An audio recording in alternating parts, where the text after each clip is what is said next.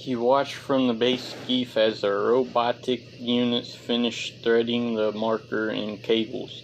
There it lay before him, bound and trusted, but somehow still imposing despite its metal net.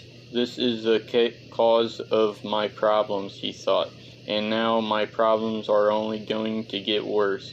He watched from 5 meters above it as the larger cable, the one running, carved up into the darkness and to the ship above, grew taut.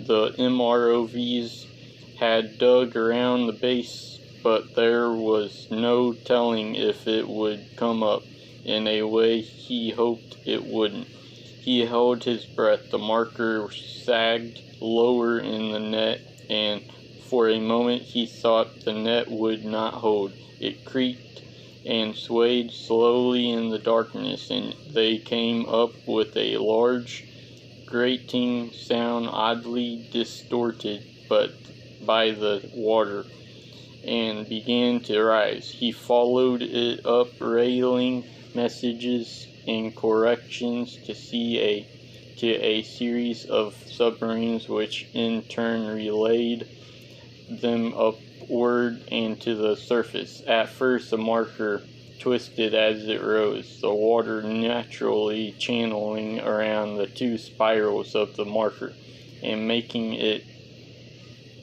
turn, creating an invisible whirlpool in its wake. It could, Altman realized, soon become a problem tangling the cables, so he slowed the towing down to a snail's pace, and it stopped. After a while it was moving regularly, ascending slowly but straight upward. This is it, thought Altman. Slowly it rose through the darkness. Only once they were halfway to the surface did he realize he hadn't experienced any hallucinations. His head, for the first time in months, didn't ache. He checked the readings, found that the signal had stopped broadcasting around the time it began to rise. Maybe we've disconnected it, he thought. Perhaps we're doing something right. Perhaps this was what we were supposed to do. Maybe it was transmitting so that we would find it and bring it to the surface. Maybe that was its purpose. For a moment he felt reassured, and then unanswered questions began to assail him. If that were really the case, then why would there have been any hallucinations at all, and why would they affect people most strongly when they were close to the marker itself?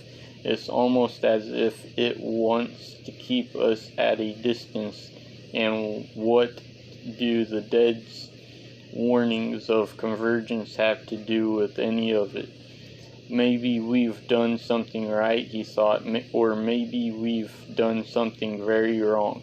Soon they would get close to the surface, and the marker would be drawn onto the freighter itself. Already the water had changed, the darkness receding, and he could see the marker more clearly than he'd ever seen it before in the light.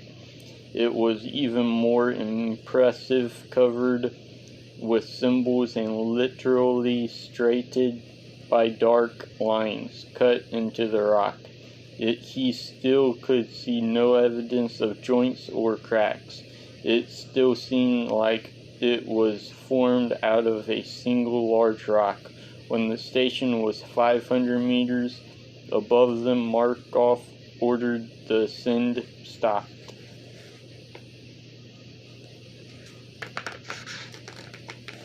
"What's wrong?" asked Altman over the audio channel. "This wasn't how it was planned." "Thank you for your help to this point, Mr. Altman," said Markov.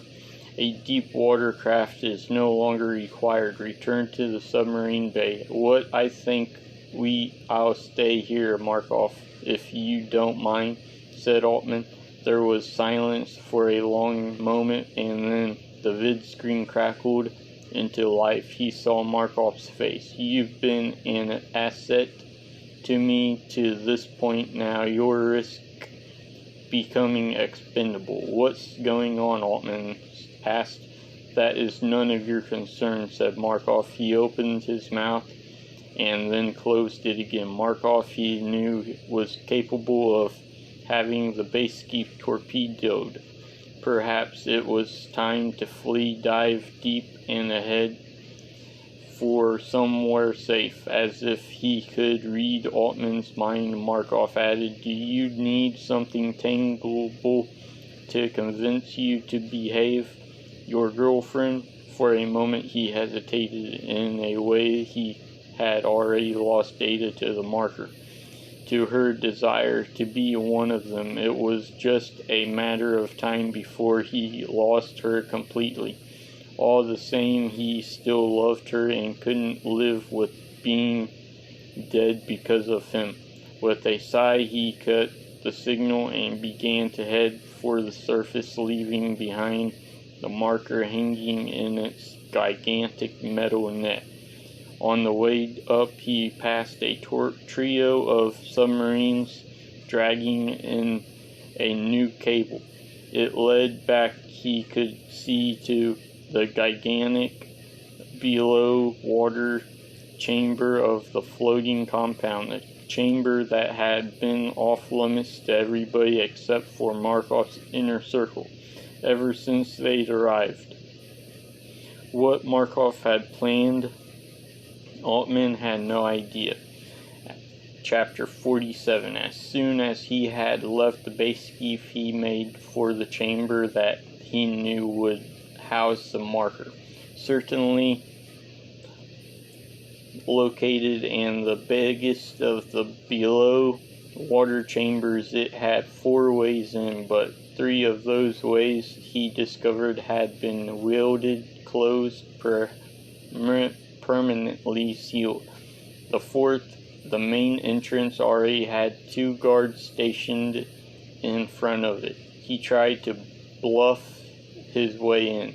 "I'm supposed to be in there," he said, to bring the marker up. "Do you have a pass?" asked one guard. "Nobody gets in without a pass," said the other. "I left my pass back in the room," he said. "I don't want to be late. I'll bring it back and show it to you later." "No pass, no entrance," said the guard. Another man, a scientist, sidled past him, flashing his pass, and his was nodded through.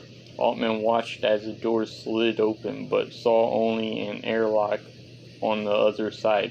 The man stood there waiting, and the door slid shut. "Please," said Altman, "I need to." "We already told you," said the first guard. "No pass, no entrance. Now move along or I'll have you thrown in the brig." He went back down to the corridor. He couldn't get in, but maybe he could at least get some idea of what was happening. He went from lab to lab, trying doors until he found one that also had a window facing toward the chamber. Looking out, he saw the marker hovering just below the chamber, being slowly drawn up and in. But he couldn't see into the chamber itself. Something had been done to render the glass semi-opaque. He could see vague shapes and the sense of movement, and then as they began to reel it in, the shadowy rising shape of the marker, but little more. "You see," said Field, "we knew you would come around to the truth." Altman hadn't come around. He still thought that Field and his believers were insane, but saw no point in telling Field that the marker had been in the situation less than 24 hours. But ever since the marker had been raised and secured, the whole feel of the station had changed. Even before he entered the submarine bay, a series of researchers had been declared inessential, and had been shipped back to the Dredge Corp land compound, which rumor had it was serving now less as a research facility and more as a holding tank for scientists for whom Markov had no use but whom he didn't want to release into the larger world. Ada had been among them, which meant he hadn't gotten a chance to see her and make sure she was okay. Altman suspected he too might have been among them if the base skiff had arrived slightly earlier. As it was, he'd been told to pack his things, that he'd be among a batch of researchers to be shipped out early the next morning. I need a favor, he claimed, his hand on the chunk of marker that he carried in his pocket. There's something the marker wants from me. I have to see it. Field's face fell. It's being guarded, he said. It's very hard to see it. You said the other evening that some of the believers were in Markov's inner circle. Yes, said Field. That's true, but it's important, said Altman. I wouldn't ask if it wasn't. He took the chunk out of his pocket and showed it to Field. This is a piece of it, he said. It needs to be returned. Field reached out and very gently touched it. Can I hold it? He asked, his voice filled with awe. Altman handed it to him. He took it delicately in both hands like he was holding a newborn child. His face lit up with a joy it frightened Altman to see. He crooned to it a soft chant, something that Altman couldn't make out, and then reluctantly handed it back. He knelt before Altman. Stand up, said Altman, and not a word to anybody about what I plan to do. But Field refused to stand. Thank you for choosing me, he said, his head bowed. I will do all I can to help you make the marker whole again. Around 3 in the morning, a knock came at his door.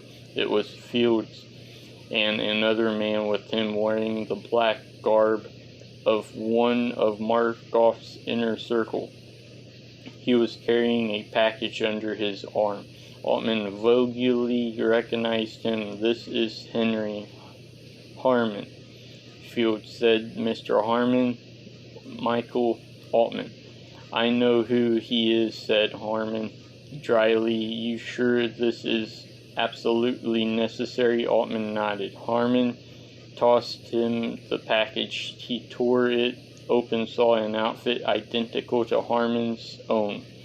But that on, he said. Put that on. Altman stared at it. How's this going to help, he asked. Won't they recognize me in any case? Maybe, he said Harmon, but they won't try to stop us. They won't question the past as long as you have the uniform. If we have trouble, it'll be afterward, which is a risk I'll have to take. He put it on and they set off. Field followed them, but Harmon turned briefly, shook his head, and Field, a look of disappointment on his face, disappeared. He checked his chronometer.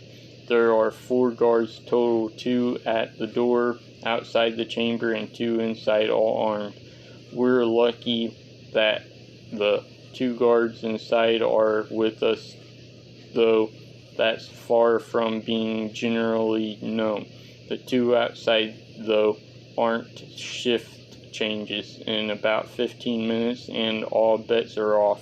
If we stay longer than 10, chances are good that one of the guards will get serious and place a call to check on our authorization. Understood? Yes, said Altman. Here's your pass, he said. It's not the best, but the guards outside should only glance at it. The men inside will go with whatever I say. Harmon was right. The guards outside the room seemed hardly surprised that someone was coming to see the marker. In the middle of the night, they looked at Harmon, then glanced at both passes and waved them in.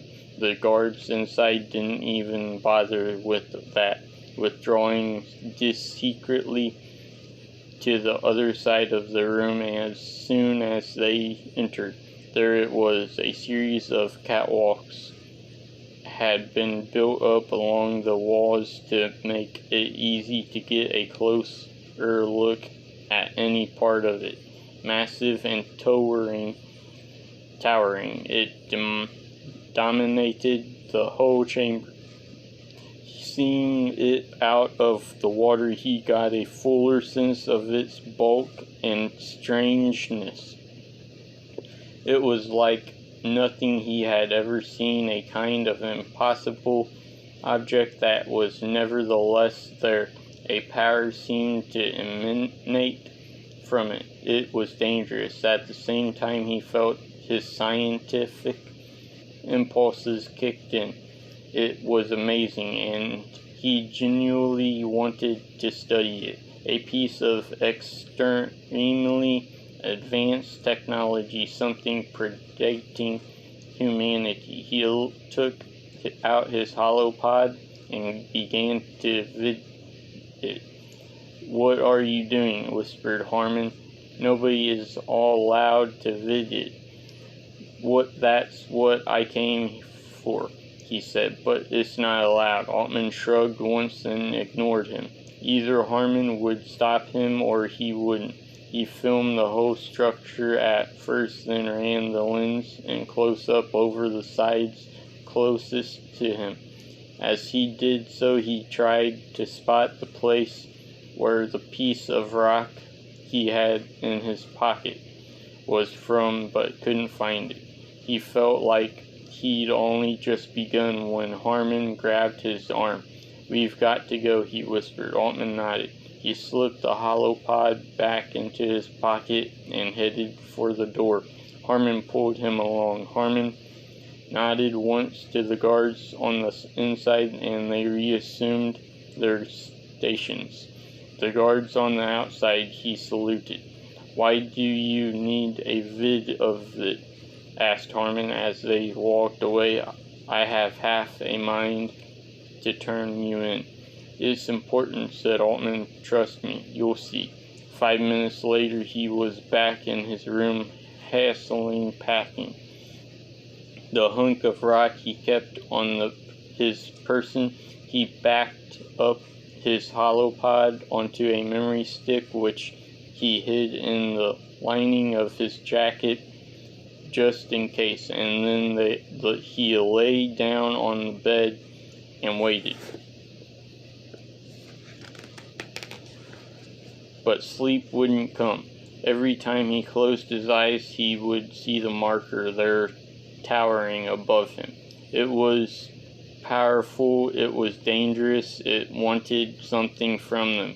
Why did Ada worship it? To worship it would be just to put yourself even more fully at its mercy. And it was not the sort of thing Altman felt to grant mercy. Soon, in an hour or two, a knock would come at the door, and he'd be escorted to the launch and sent back to the land compound. He stared up into the darkness, thinking once there he could forget all about this, pretend like the marker was no longer his problem, and let Markov do with it what he would while he went back to his life. Or he could figure out a way to smuggle out the vid that he'd taken of the marker, make it available to the general public, and try to make the marker a matter of international scientific inquiry rather than a toy for the military. The first possibility would mean safety, a chance to lead a more or less normal life. Probably he could patch up his relationship with Ada. maybe with time miles away from the marker. Separated from the hallucinations of her mother, she would begin to come to her senses. She would stop thinking about it, would regain her sanity. Everything could turn out okay, that it is assuming nothing went wrong with the marker. The second might mean danger, even death. Markov and his goons wouldn't hesitate to kill both him and Ada if they became, as Markov liked to say, expendable. He already knew which one he would take. He'd never been the sort to take the safe route. Now all he had to do was figure out how to get the news out.